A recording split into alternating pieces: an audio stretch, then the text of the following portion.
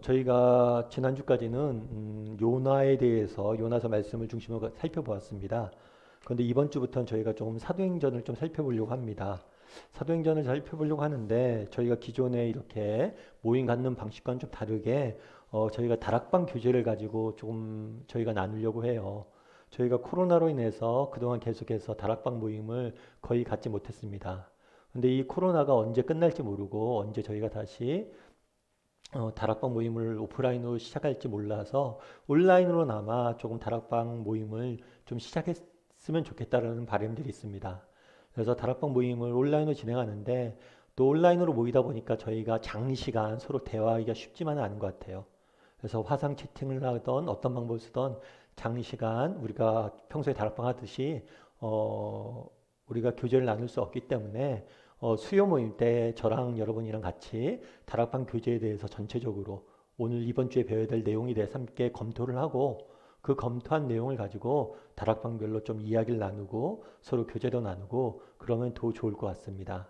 그래서 오늘부터는 좀 낯설 수도 있는데요. 좀 특별하게 다락방 교제를 가지고 우리 이 시간 좀 하나님의 말씀을 나눠봤으면 좋겠습니다. 오늘 과의 제목이 뭐죠? 오늘 과의 제목은 핍박자 증인이 되다. 누구의 이야기인 것 같으세요? 사도행전에서 핍박자였다가 증인이 됐던 사람이 누구죠? 예, 대표적인 인물로는 바울의 이야기죠.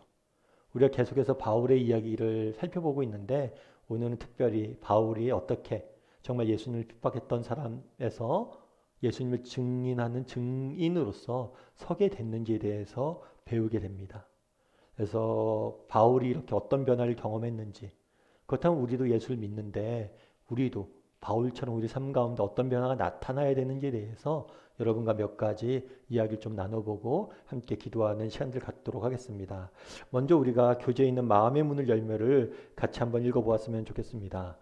마음의 문을 열매를 이 시간 다 같이 한 목소리로 읽도록 하겠습니다. 같이 읽겠습니다. 담에색에서 다메섹 도상에서 부활의 주님을 만난 사울은 자신 안에서 대지진과 같은 급격한 변화가 일어나는 것을 체험하였다. 그의 종교, 인생 철학, 사회적 소속은 물론 남은 생애를 통해 걸어가야 할 인생의 여정마저도 그 방향이 완전히 바뀌고 말았다. 오늘 본문을 통해 우리는 그가 얼마나 달라졌는지를 엿볼 수 있다. 예수 그리스도를 만난 후의 사울은 한마디로 표현하면 예수 충만이라고 할 수 있다. 다메섹과 예루살렘의 사람들이 그의 갑작스러운 변화를 믿으려 하지 않았던 것은 너무나 당연한 일이었다. 예, 앞서 우리가 살펴본 것처럼 오늘과의 제목은 핍박자 증인이 되다입니다. 우리가 지난 시간에 바울이 어떻게 예수님을 만났는지 그리고 어떻게 해서 예수님에 대한 믿음을 갖게 됐는지에 대해서 배웠어요. 그럼 오늘은 뭘 배우게 되느냐? 그렇게 예수님을 만난 다음에 바울의 삶 가운데 어떤 변화가 일어났는지에 대해서 배우게 됩니다. 여러분들은 어떠세요? 여러분은 이때까지 인생을 살면서 여러분 인생에 큰 변화, 내 인생에 변화가 있었다. 큰 변화가 있었다. 내 인생의 방향과 질이 확 바뀌는 그런 변화가 있었다 하면 언제 그런 변화를 경험했습니까? 한번 우리 다락방 수원들과 나눠보면 좋겠죠. 언제 내 인생에 변화가 있었는지. 여러분들은 언제 변화가 있었습니까? 저도 제 인생을 돌아봤을 때 여러 변화의 순간들이 있었던 것 같아요. 아마 대표적인 예가 결혼이겠죠. 그리고 또 한 가지 대표적인 예가 저희 자녀들의 탄생이겠죠. 우리 아이들이 태어났을 때. 그때는 사실은 잘 못 느꼈던 것 같아요.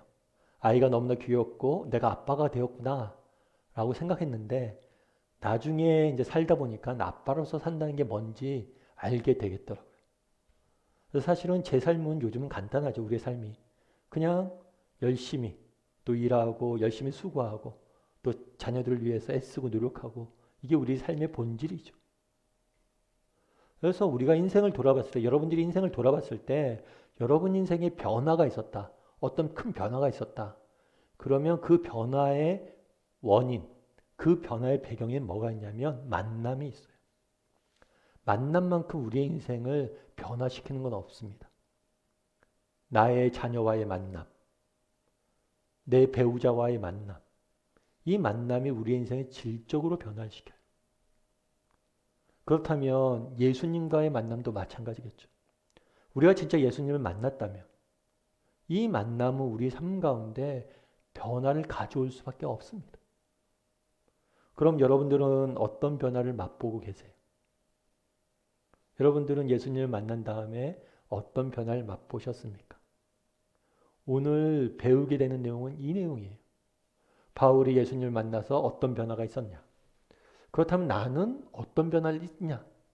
이 두 가지를 서로 비교해 보면서 우리의 정말 믿음에 대해서 다시 한번 점검하고 또 우리가 어떻게 살아야 될지에 고민해 보는 그런 시간들이 되었으면 좋겠습니다. 그래서 오늘 배우게 되는 것은 바울의 변화에 대해서 배우게 돼요.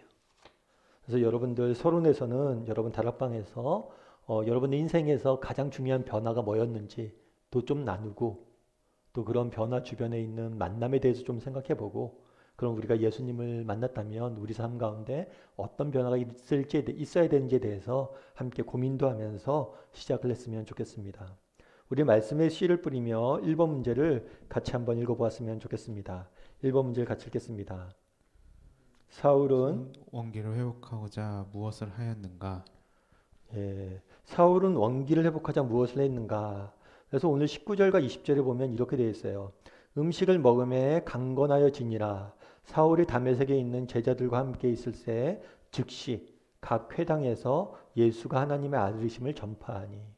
오늘 본문은 사울이죠. 사울이 다메섹에서 예수님을 만난 다음에 있었던 일이에요. 예수님을 만난 다음에 지난 시간 배운 것처럼 사울이 눈이 멉니다. 눈이 멀고 3일 동안 먹지도 마시지도 못해요.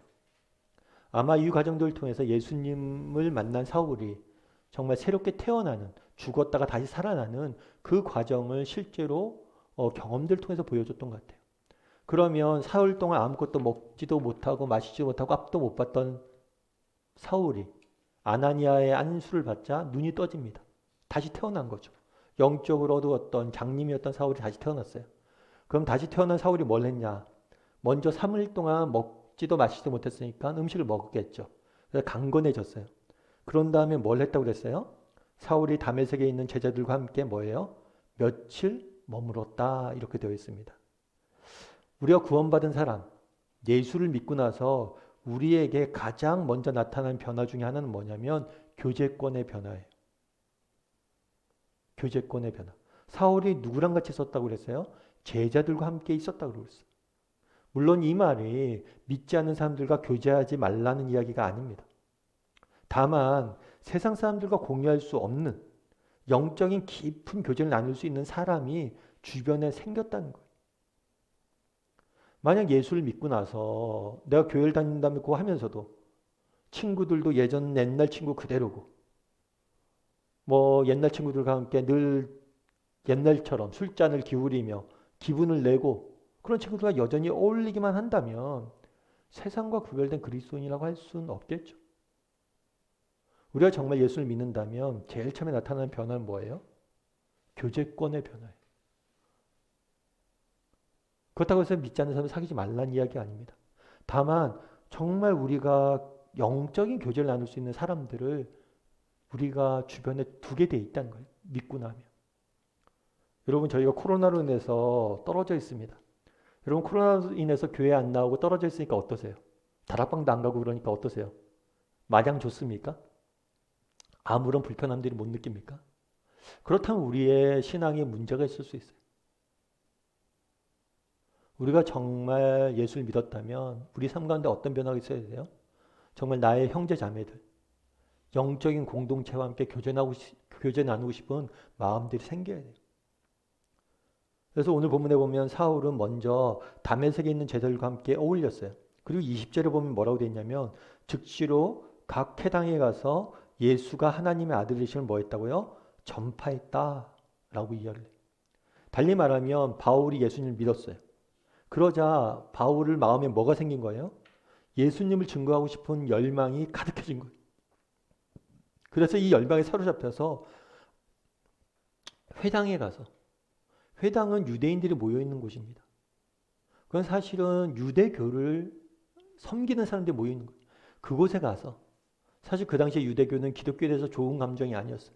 그 사람들에게 하나님의 말씀을 담대히 증거하고 있는 거예요. 사실 이건 놀라운 일이죠. 사울이 다메섹에 가다가 예수님을 만났잖아요. 다메섹엔 왜 가고 있었어요? 기독교인들 핍박하려고 하는 거예요. 기독교인들 죽이려고 하던 거예요. 그러던 사람이 하루아침에 반대로 예수님을 전하게 된 거예요. 이건 놀라운 변화죠. 사울은 어땠습니까? 예수님을 만난 다음에 그가 교제권이 변화됐어요. 또한 어떻게 됐어요? 예수님을 전하고 싶은 열망으로 가득 찼어요. 그렇다면 우리는 어떨까요? 우리에게도 이런 열망이 있을까요? 우리 이번 문제를 통해서 정말 우리에게도 바울이 보여준 열망이 있는지 좀 살펴봤으면 좋겠습니다. 우리 이번 문제를 같이 한번 읽어봤으면 좋겠습니다. 같이 읽겠습니다. 즉시로라는 말에 주의할 필요가 있다. 사울은 꾸물거리고 앉아 있을 수 없었다. 속이 답답해서 참을 수가 없었다. 그의 이러한 심정을 즉시라는 말을 잘 나타내고 있다. 사울처럼 우리에게도 예수님이 하나님의 아들이심을 즉시로 전하고 싶은 강렬한 열정이 있는가? 만약 이러한 열정이 식어버렸다면 어떻게 다시 회복시킬 수 있을지 이야기를 나눠보자. 예. 오늘 문제에 보면 참고 구절이 있죠. 그래서 예레미야 말씀이 있어요. 20절에 내가 다시 여호와를 선포하지 아니하며 그의 이름으로 말하지 아니하니라 하면 나의 마음이 불붙는 것 같아서 골수에 삼이 치니 답답하여 견딜 수 없나이다. 예레미야 20장 9절에서 뭐라고 얘기했어요? 예레미야가 마음이 불붙는 것 같다. 골수에 사무치고 답답하다. 이유가 뭐예요? 하나님 말씀을 전하지 않을 수가 없어서. 정말 하나님 말씀을 전하고 싶은 마음 때문에 마음이 불붙었다고 표현했어요. 내 골수가 사무치고 답답했다고 했어요. 그만큼 강한 하나님 말씀을 전하고 싶은 열망이 있었던 거죠. 그러니까 오늘 본문의 사울이 하나님 말씀을 전하고 싶은 열망이 가득했는데 그건 사울만의 문제가 아니에요. 예레미야도 그랬다는 거예요. 그리고 사도행전 4장 20절에서 뭐라고 되어 있어요? 우리는 보고 들은 바를 말하지 않을 수가 없다. 여기서 우리는 제자들이에요. 제자들이 공회 앞에서 정말 예수님을 전하지 말라는 협박을 받아요. 그런데 그들에게 뭐라고 했냐면 우리는 보고 들은 것을 말하지 않을 수 없다. 사도들도 뭐예요? 자기가 본 것들, 예수님이 죽으시고 부활하신 걸 본 것들을 전하지 않고 견딜 수가 없다고 이야기하는 거예요. 다르게 말하면 단순히 사울만의 문제가 아니라 모든 정말 예수 그리스도를 믿은 사람들, 정말 하나님을 뜨겁게 만난 사람들은 한결같이 뭐 하는 거예요? 그런 사로잡힘에 쌓여져 있는 거죠. 물론 그렇지 않은 경우도 있겠죠. 대표적인 예가 요한계시록에 나오고 있는 라오디게아 교회예요. 계시록 3장 19절에는 이렇게 되어 있습니다. 물은 내가 사랑하는 자를 책망하여 징계하노니 그러므로 내가 열심을 내라 회개하라. 라오디게아 교회에 대해서 경고하고 있는 거예요. 라오디게아 교회의 특징은 그 당시 뭐였냐면 마치 온천수처럼 물이 뜨겁지도 차지도 않았어요. 신앙이 뜨겁지도 차지 않았어요. 정말 예수님을 만났으면 예수님을 전하고 싶은 열망들이 커져야 되는데 그런 게 없는 거예요. 그러자 뭐라고 하는 거예요? 네가 회개하고 열심을 내라. 이렇게 이야기하고 있는 거죠. 여러분 우리는 어떨까요? 여러분 어떻습니까? 정말 바울처럼 예레미야처럼 또 제자들처럼 그런 열망들이 가득 찹니까? 아니면 그런 열망들이 여러분 안에 라오디게아 교회처럼 이렇게 식어져 있습니까? 여러분들은 어떠세요? 사울과 라오디게아 교회 중에서 교인들 중에서 누구에 더 가까운 것 같으세요? 이 부분에 대해서 좀 더 각자 나눠봤으면 좋겠어요. 우리는 어디에 가까운지. 그런 마음이 우리 중에 들 수도 있을 것 같아요. 목사님, 꼭 이런 열망이 있어야 됩니까? 꼭 이런 열망이 있어야 됩니까? 뭐 그럴 수도 있겠죠. 꼭 이런 열망이 있어야 됩니까? 저 여러분들 안도현 씨라는 분이 계신데 이분이 너에게 묻는다라는 시를 썼어요. 그 시의 내용 중에서 이런 표현이 있어요. 연탄재라고 함부로 차지 마라. 너는 누구에게 한 번이라도 뜨거운 사람이었냐. 연탄재가 지금은 연탄재 많지 않지만 옛날에 연탄재가 많았죠. 연탄재가 연탄을 떼고 나면 나머지 재로 남아요. 그러면 문 앞에 버려지기도 하고 뭐 눈길에 뿌리기도 하고 그러죠. 그러면 주변에 있는 연탄재를 사람들이 장난칠 때 차면서 노는 경우들이 있어요. 근데 연탄재 차지 말라는 거죠. 왜냐하면 연탄재는 정말 누군가를 뜨겁게 했던 적이 있다는 거예요. 근데 우리는 그런 적이 있냐는 거죠. 그런데 사실은 그렇죠. 여러분, 우리가 예수님을 믿잖아요. 예수님을 믿는데 정말 뜨거웠던 적이 있습니까? 우리가 예수님을 믿는다면서 한 번도 뜨거웠던 경험이 없다면 우리가 진짜 예수님을 믿는 것일까요? 아니, 우리가 인생을 살면서 정말 누군가를 뜨겁게 한번 사랑해보고 뜨겁게 꿈을 가져보고 뜨겁게 해보지 않았다면, 뭔가로부터 뭔가에 대해 사로잡힌 기억이 없다면 우리 인생은 도대체 왜 사는 걸까요?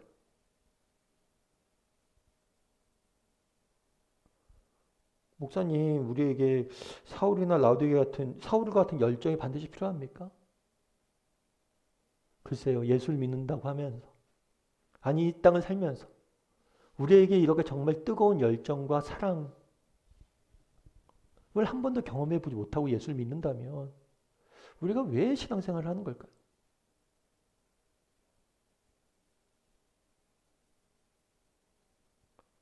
왜 우리에게 이런 열망이 필요할까요?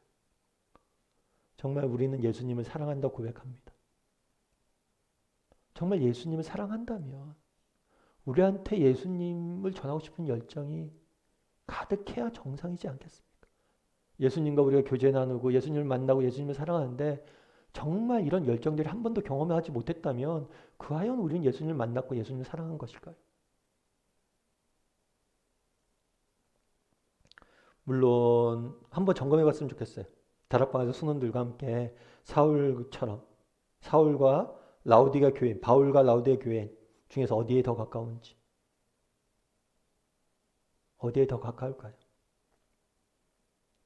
물론 우리 중에 정말 사울이 이랬던 것처럼 열망이 지금 가득하다라고 말할 수 있는 사람 많지 않을 거예요. 저 자신도 그래요. 저도 그런 열정들이 있었을까? 지금 그렇게 가득한가? 이런 생각이 드는 순간들이 많아요. 처음에 제가 신대원 갔을 때, 신학대원 갔을 때 신대원 전도사들이 전국 각지에 있는 모여서 전도사들이 예배를 드립니다. 채플실을 가요. 그때 채플실 쭉 걸어가면서 부름받아 나선 이모. 그때 정말 뜨거웠거든요. 그런데 그런 게 지금 내게 있는가? 그러면 있다라고 자신할 수 없는 경우도 많은 것 같아요. 그럼 한번 이런 이야기도 좀 나눠보면 좋겠죠. 여러분, 그런데 우리가 이 땅을 예수님 믿고 나서 지금까지 살아왔잖아요. 그럼 예수님 믿은 다음에 이런 열정들을 느껴본 순간이 있습니까? 한 번이라도. 여러분들이 있다면 그때는 언제예요? 이런 걸 한번 서로 물어보세요. 서로 생각해보세요. 그래도 우리 한 번쯤 있었죠. 그러면 또 질문할 수 있겠죠. 그럼 그때는 있었는데 왜 지금은 없냐는 거예요. 그럼 어떻게 하면 그때처럼 그렇게 뜨거워질 수 있을까요? 이 부분에 대해서 여러분들이 한번 고민하고 함께 나눠보면 좋겠어요. 그런데 우리가 정말 그러한 열정들을 다시 회복하는 여러 가지 방법들이 있을 텐데 가장 중요한 방법은 뭐냐면 은혜예요, 은혜. 정말 은혜. 정말 우리의 문제는 어쩌면 은혜의 부족일 수 있어요. 이게 무슨 얘기냐면 정말 우리가 어떻게 하면 이런 열망이 생깁니까? 우리가 어떤 사랑을 받고 있는지 기억하고 그것을 깨닫는 거예요. 바울이 어떻게 이렇게 됐겠어요? 이유는 한 가지예요. 그가 자기같이 정말 악한 사람, 만삭되어 나지 못한 나 같은 사람을 직접 찾아오신 그 예수님의 사랑과 은혜를 맛보았기 때문이에요. 그래서 바울이 늘 얘기하는 게 뭐예요? 나의 나 된 것은 하나님의 은혜다. 그래서 여러분들이 혹시라도 내 안에 이런 열망들이 사라져 있다면 정말 그런 방법도 좋은 거예요. 하나님 앞에 더 나아가는 겁니다. 열망을 키워야지 막 이렇게 하지 마시고 그저 하나님 은혜 앞에 더 나가서 그분에 대해서 더 묵상하고 그분의 사랑이 얼마나 큰지 깨달을 때 자연스럽게 이런 열망들이 생길 수가 있어요. 그래서 이번 문제를 통해서 여러분 한번 다락방에서 같이 나눠봤으면 좋겠어요. 여러분들은 사울과 라우디게 교회 중에서 어디에 더 가까운지, 그리고 여러분 인생을 통해서 돌아봤을 때 그런 열정이 뛰었던 순간이 있는지, 그리고 어떻게 하면 우리가 그 열정들을 회복할 수 있을지에 대해서 한번 이야기를 나눠봤으면 좋겠어요. 안도현 씨의 얘기처럼 정말 누구 한 번이라도 뜨겁게 해본 적이 없이 살아간다면 그 삶은 그렇게 살만한 가치가 있는 건 아닌 것 같아요. 한 번쯤 누군가를 뜨겁게 사랑하고 뜨거워져야죠. 자, 그러면 이렇게 사울이 변화됐어요. 이런 변화된 사울의 모습을 보고 사람들이 보인 반응들이 있어요. 이 보인 반응에 대해서 조금 살펴보도록 하겠습니다. 우리 3번 문제를 같이 한번 읽어보았으면 좋겠습니다. 같이 읽겠습니다. 얼마 얼마 전까지 전까지 예수 믿는 자들을 비판하던 사람이 어느 날 갑자기 할렐루야 하고 주님을 찬양하면서 증거하는 일을 목격한 일이 있는가? 이렇게 극적으로 회개하고 돌아온 사람은 모태신앙을 가진 자들보다 더 큰 충격과 영향을 끼치는 것을 볼 수 있다. 전도의 열매 또한 더 풍성하다. 사울이 갑자기 예수를 증거하자 회당에 모인 자들이 어떤 반응을 보였는가? 네, 21절 말씀에 이렇게 되어 있죠. 듣는 사람이 다 놀라 말하되 이 사람이 예루살렘에서 이 이름을 부르는 사람을 멸하려던 자가 아니냐. 여기 온 것도 그들을 결박하여 대제사장에게 끌어가고자 함이 아니냐 하더라. 사람들이 바울의 전화에 놀란 거예요. 왜 놀랐어요? 사울이 이런 사람이 아니었어요. 야, 저 사람이 우리한테 오려는 의도를 알았죠. 저 사람 우리한테 올 때, 다메섹에 내려올 때, 다메섹 사람들이 얘기하는 거예요. 야, 다메섹으로 저 사람이 예루살렘에서 내려올 때 기독교인들을 핍박하기 위해서 그들을 결박해서 대제사장의 카피로 끌고 가서 그들을 없애기 위해서 왔는데 어떻게 저 사람이 기독교를 대적하던 사람이 예수에 대해서 저렇게 전하느냐 하면서 엄청 놀란 거죠. 놀랄 수밖에 없어요. 아니 원래 기독교인이라면 당연하다 얘기했죠. 그런데 기독교인이 아니던 사람이 하니까 더 놀란 거예요. 사실은 이런 면에서는 참 사람의 변화만큼 다른 사람의 움직이는 힘이 있는 것은 없는 것 같아요. 정말 변화된 사람의 영향력이란 건 큰 것 같습니다. 그래서 우리에게 또 소망이 있죠. 우리 같이 이렇게 조금 연약하고 부족한 사람들이 또 달라지면 조금만 달라져도 더 큰 반응을 일으킬 수 있는 거잖아요. 그런데 이렇게 사울이 담대하게 복음을 전할 수 있었던 이유가 있어요. 그건 뭘까요? 4번 문제를 통해서 한번 살펴봤으면 좋겠습니다. 우리 4번 문제 같이 한번 읽도록 하겠습니다. 같이 읽겠습니다. 사울이 사울이 다메섹 다메섹 회당에서 회당에서 예수를 예수를 증거한 증거한 것은 것은 자기 자기 힘이 힘이 아니고 아니고 성령의 성령의 권능이었다. 권능이었다. 무엇을 무엇을 보고 보고 알 알 수 수 있는가? 있는가? 다음 다음 두 두 구절을 구절을 비교해 비교해 보라. 보라. 그래서 22절에 보면 이렇게 되어 있어요. 사울은 힘을 더 얻어 예수를 그리스도라 증언하여 다메섹에 사는 유대인들을 당혹하게 하니라. 라고 되어 있어요. 당혹하게 했다는 거죠. 놀라게 했어요. 그런데 어떻게 당혹하게 했어요? 사울은 힘을 더 얻었다라고 표현이 됐어요. 그래서 의도적으로 사울이 그리스도를 증거하니 예수가 그리스도임을 증거하니라고 성경 말하지 않아요. 힘을 더 얻었다라고 표현하고 있어요.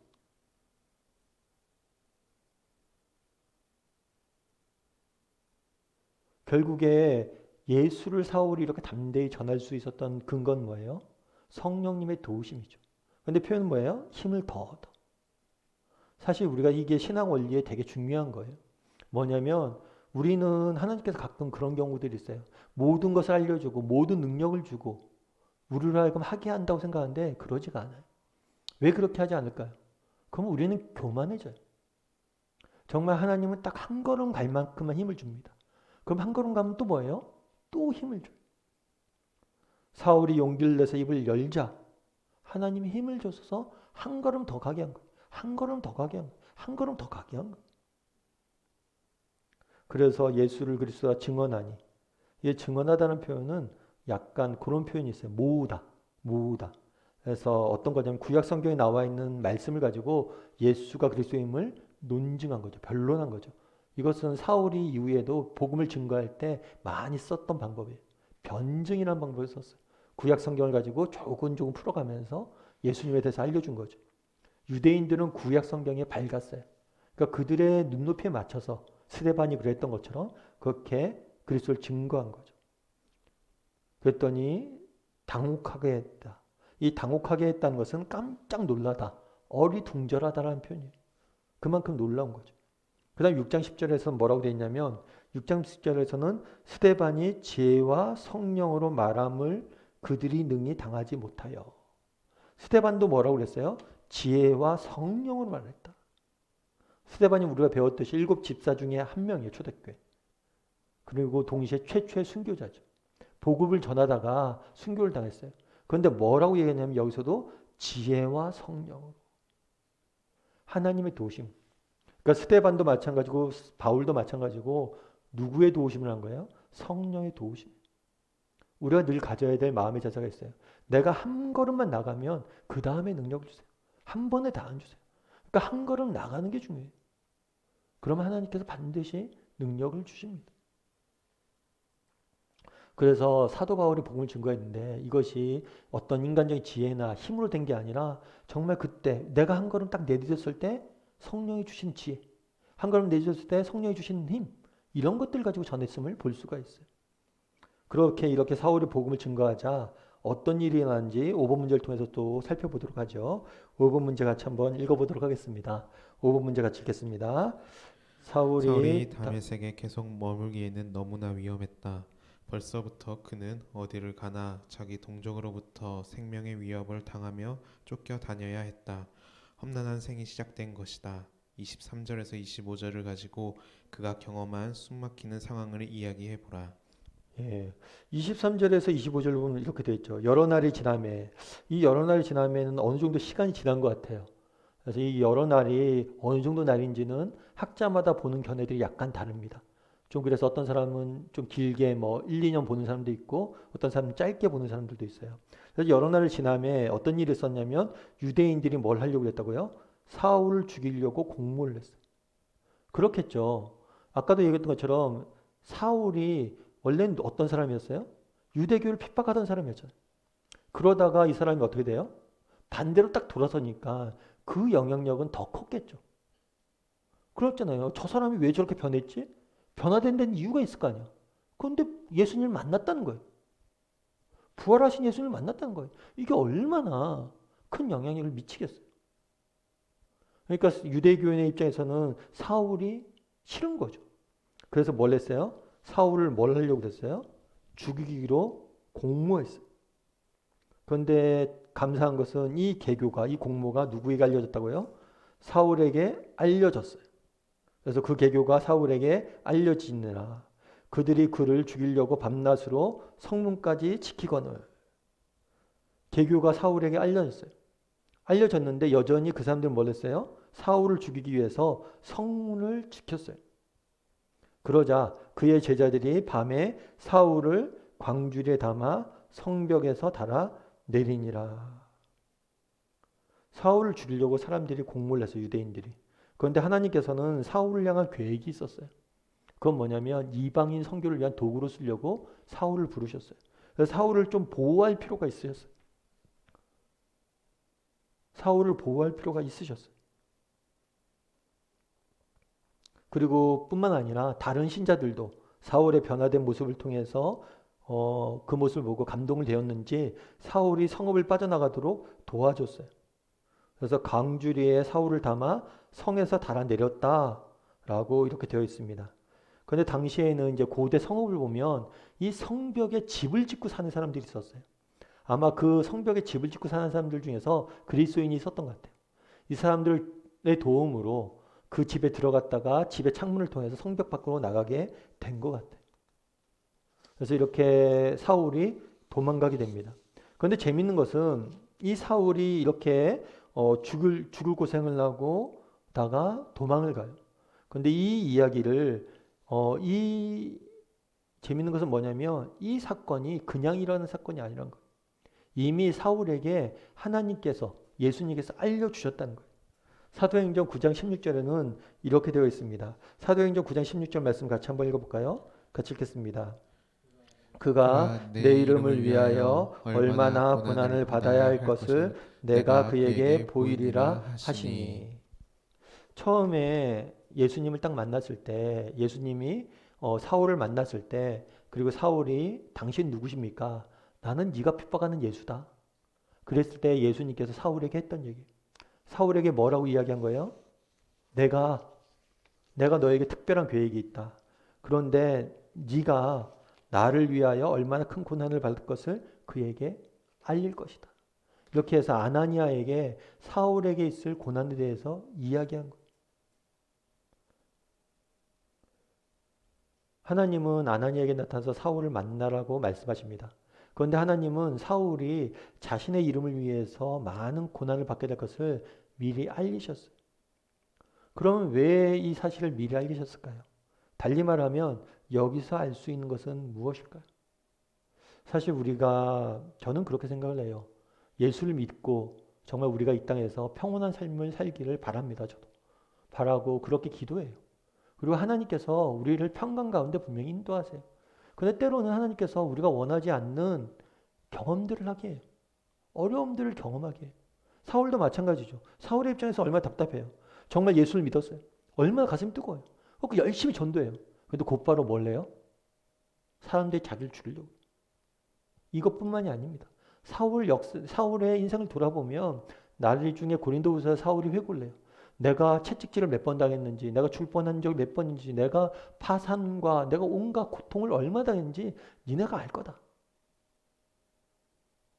그런데 하나님께서는 뭐라고 했냐면 처음부터 사울에게 알려주셨어요. 왜냐하면 왜 알려줬을까요? 그것은 우리가 경험한 이런 고난, 사울이 경험하는 고난이 하나님의 주권 아래 있음을 너가 기억하고 네가 내 주권 아래 하나님이 임시적으로 특별한 목적을 가지고 허락한 것임을 잊지 말라는 거예요. 우리가 이 땅을 살면서 소망이 있는 이유도 여기에 있어요. 우리가 살다 보면 어려운 일이 있을 수 있겠죠. 에이, 목사님, 아까 그런 얘기를 했죠. 열정이 우리가 식어져 있지 않는가. 목사님, 열정이 저도 예전에 있었죠. 근데 열정이 있고 내가 예수 믿고 열정을 갖고 기도도 하고 전도도 하고 막 열심히 살았어요. 그런데 오히려 더 힘만 들어요. 내 인생이 어려워하면 기도하고 말씀하고 열심히 했는데 잘 안 돼요. 이런 경험들을 우리가 한다는 거예요. 어쩌면 사울도 그런 마음이 들지 않겠습니까? 열심히 했는데 사람들이 자기 죽이려고 그래요. 도망 다녀야 돼. 그런데 기억할 건 뭐예요? 이 모든 것이 하나님의 주권 아래 있다는 거예요. 우리가 정말 이렇게 어려운 길을 걸어가고 고난이 당해도 우리가 두려워하지 말 것은 뭐냐면 하나님의 주권 아래 있다는 것을 보여준 거예요. 제가 이번 주 주일날 내비게이션 이야기를 했죠.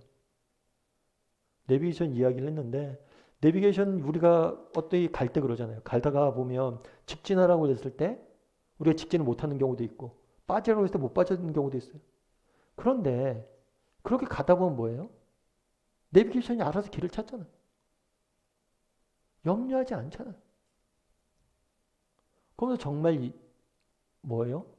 내비게이션은 그렇게 신뢰하면서 하나님 내가 이렇게 신뢰하나? 하나님이 내 인생의 주인이고 하나님이 특별히 내 인생을 인도하시다 이야기하는데 내 계획대로 안 됐을 때 왜 내가 염려하냐 걱정하냐? 내가 내비게이션보다 더 신뢰하지 못하는 게 아닌가? 정말 하나님을 신뢰한다면 정말 내가 예상하지 못했던 잘못된 길을 가도 뭐예요? 염려하고 두려워할 필요가 없겠죠. 하나님 계획이 있으시니까.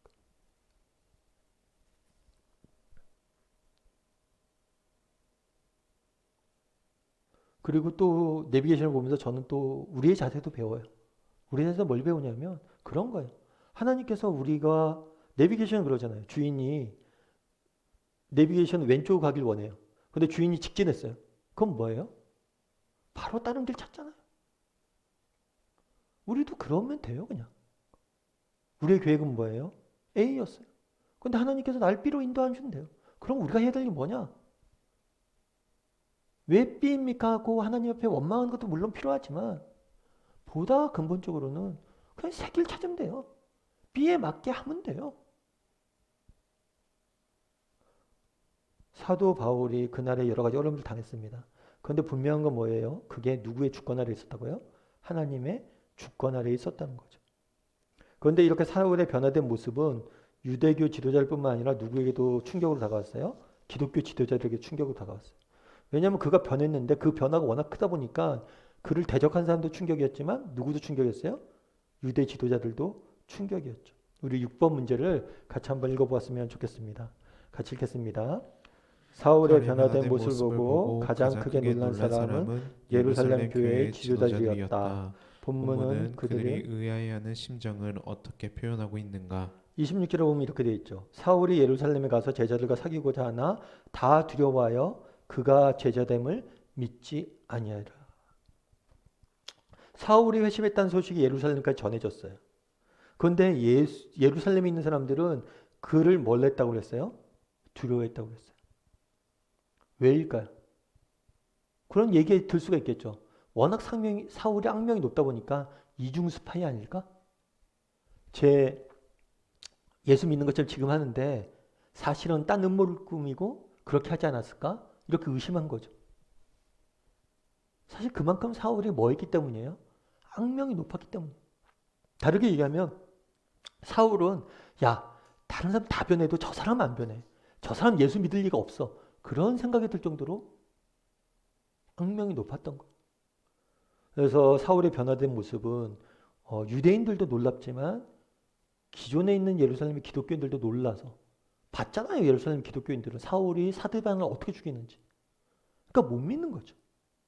그런데 이렇게 사울을 예루살렘 지도자를 못 믿자 사울과 기존에 있는 성도들을 관계를 회복시킨 인물이 있었어요. 그게 누구냐면 바나바예요. 우리 7번 문제 같이 한번 읽어볼까요? 같이 읽겠습니다. 예루살렘 예루살렘 지도자들과 지도자들과 사울 사울 사이에 사이에 중간 중간 역할을 역할을 한 한 사람은 사람이 바나바였다. 바나바였다. 바나바는 바나바는 사울이 사울이 여러 여러 가지 가지 점에서 점에서 은혜를 은혜를 입은 입은 훌륭한 훌륭한 지도자였다. 지도자였다. 다음 구절을 가지고 이 사실을 확인해 보자. 그러니까 예루살렘 지도자들이 사울을 경계했어요. 그러자가 27절에 뭐라고 됐냐면 바나바가 데리고 사울에게 가서 그가 길에서 어떻게 주를 보았는지와 주께서 그에게 말씀하신 일과 다메섹에서 그가 어떻게 예수의 이름을 담대히 말하였는지를 전하니라. 바나바는 뭐 우리가 지난번에 배웠지만 그 별명이 뭐냐면 위로의 아들이에요. 이름 뜻이. 그 이름에 걸맞게 사울을 바울을 후원하게 됩니다. 그리고 그에게 용기를 줘요. 그러니까 바나바는 어떻게 했냐면 예루살렘 지도자들에게 바나바는 그래도 인정을 받은 사람이잖아요. 그러니까 뭐라고 그랬냐면 사울은 내가 보증한다. 내가 그가 어떻게 예수님을 만났고 그가 예수님을 만나는 어떤 변화가 있었는지 내가 안다. 그래서 자신이 이 사울에 대해서 보증을 한 거예요. 그래서 이 바나바를 통해서 뭘 할 수 있었던 거예요? 예루살렘 사람들이 사울에게 일어난 회심이 진정성인 것을 납득할 수 있었던 거죠. 11장 25절과 26절은 뭐라고 되어 있죠? 함께 읽도록 하겠습니다. 같이 함께 읽도록 하겠습니다. 같이 읽겠습니다.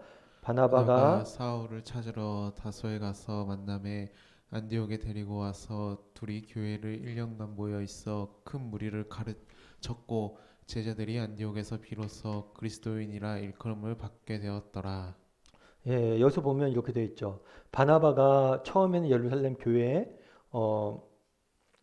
사울을 보증했어요. 뿐만 아니라 바나바는 훗날 나중에 안디옥에서 자기가 사역하고 있었어요. 사역자예요. 그런데 이 안디옥 교회가 성장하면서 사역자가 필요하니까 바울을 불러와서 함께 그 교회에서 사역하게 만들어요. 그만큼 바나바는 사울을 후원하고 그와 함께 사역하고 동역하고 그를 늘 이끌어주는 그런 후원자 역할을 한 거죠. 그럼 여러분들은 어떻습니까? 이런 바나바의 모습 속에서 무엇을 느끼시나요? 우리 8번 문제를 통해서 이걸 좀 살펴봤으면 좋겠습니다. 우리 8번 문제 한번 읽어볼까요? 같이 읽겠습니다. 우리가 우리가 바나바에게 배울 수 있는 것은 자기보다 나은 사람이 나타날 때 그를 앞세우기를 좋아하는 온유하고 겸손한 인품의 소유자라는 점이다. 솔직히 말해 사도행전의 기록을 보면 바나바는 사울을 추천하고 그를 곁에서 도와주다가 조용히 무대 뒤로 사라지는 인물이라 할 수 있다. 인격적인 면에서 바나바는 사울보다 훨씬 더 훌륭한 인물이었음이 틀림없다. 주의 일을 하는 데에는 사울과 같은 주연도 필요하지만 바나바 같은 조연도 꼭 있어야 한다. 당신이 바나바와 같은 위치에서 일을 해야 한다면 그것으로 만족하고 감사할 수 있는가? 예. 오늘 본문을 보면 있죠. 사울이 정말 하나님 앞에서 이렇게 크게 쓰임 받기 위해서 누가 있었던 것 같아요? 바나바라는 사람이 있었어요. 만약에 바나바가 사울을 보증하지 않았으면 사울은 예루살렘 지도자들, 기독교에 있는 기독교인들과도 관계가 틀어졌겠죠. 뿐만 아니라 중요한 순간마다 바나바는 사울을 안내하는 모습들을 보게 돼요. 그래서 오늘의 우리가 알고 있는 바울이 있기 위해서 누가 있었어요? 바나바가 있었어요. 그런데 사실 오늘 문제는 이렇게 됐지만 저는 문제는 약간 동의하진 않아요. 사울이 주연이었고 바나바는 조연이다 이렇게 얘기하는데 그건 아닌 것 같아요. 그냥 둘 다 주연이죠.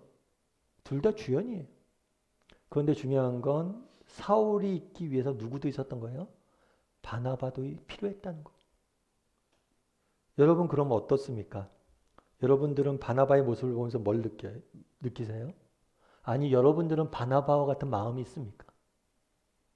바나바 같은 마음이 있어요?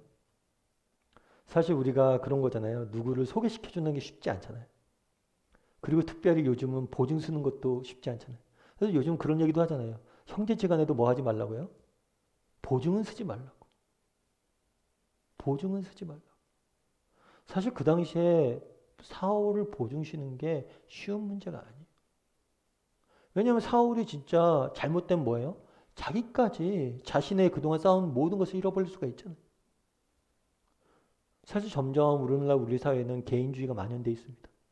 그래서 다른 사람을 돕는 일을 그렇게 하지 말라고 이야기해요. 어리석게 하지 말라고 그래요. 그래서 길 지나가다도 어려운 사람 있으면 돕고 이런 것들에 대해서 그렇게 선호하지 않습니다. 그런데 오늘 본문을 보면 누가 시키지도 않았는데 바나바는 스스로 나서서 사울을 이렇게 도와주려는 모습들을 보게 돼요. 다르게 표현하면 바나바는 한 사람을 정말 그가 과거에 어떤 사람이었던지 그가 어떤 적에 있든지 정말 아끼고 후원하는 모습들을 보게 돼요. 사실 요즘 인간관계도 그런 거잖아요. 계산적으로 많이 만나잖아요. 이 사람을 내가 해줬을 때 이 사람이 나에게 뭘 해줄까? 어떤 면에서는 사울이 바나바에게 어떤 계산적으로 유익을 줄 수 없는 존재. 그럼에도 불구하고 사울은 뭐 한 거예요? 바나바를 이렇게 돌보고 섬기고 돕죠. 그럼 우리에게도 이런 마음이 있을까요?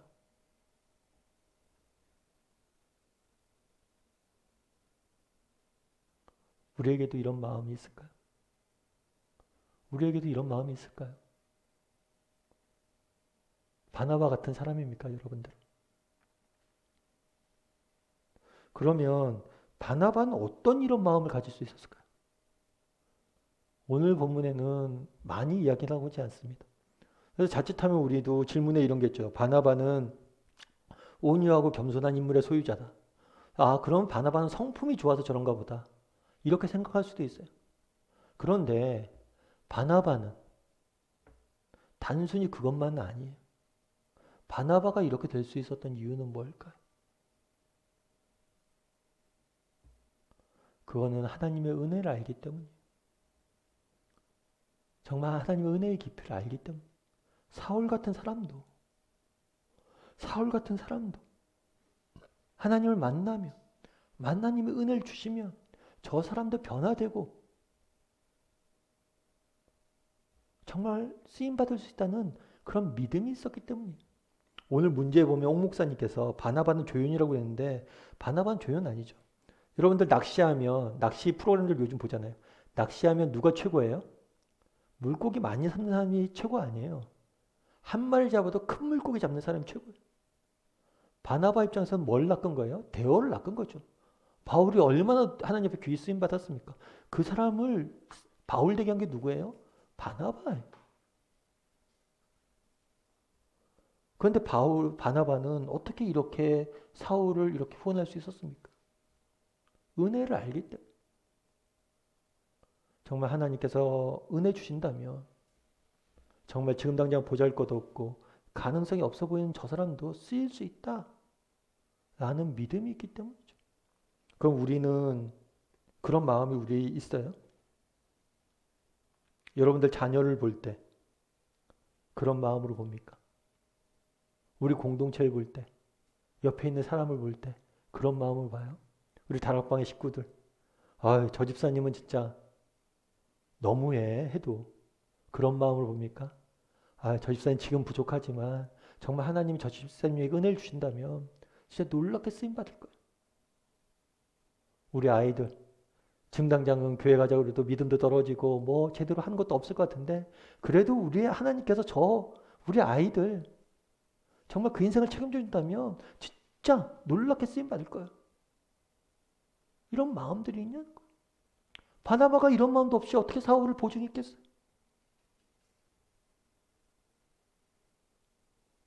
정말 여러분들 한번 나눠보십시오. 바나바를 통해서 뭘 느꼈는지. 그리고 정말 우리에게는 이런 바나바 같은 믿음들이 있는지. 이런 것들을 바라보는 눈들이 있는지.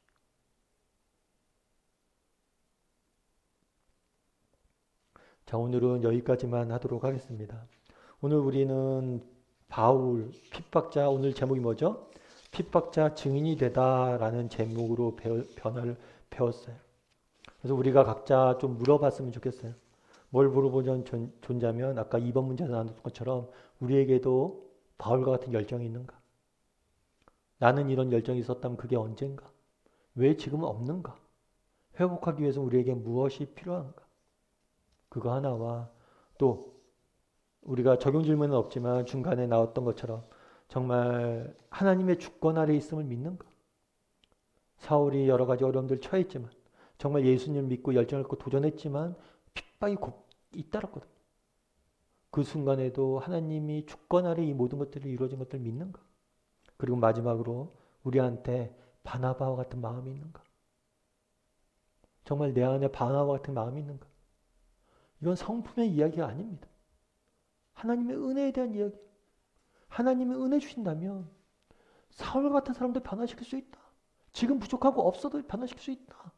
이런 마음이 있는가? 내 자신을 그런 눈으로 보고 내 주위 사람들 그런 눈으로 보고 있는가? 이 세 가지에 대해서 여러분도 한번 고민해보고 또 다락방에서도 나누고 좀 한번 바울의 모습을 통해서 우리 자신의 모습을 돌아보는 이번 한 주간이 되기를 주님의 이름으로 소원합니다.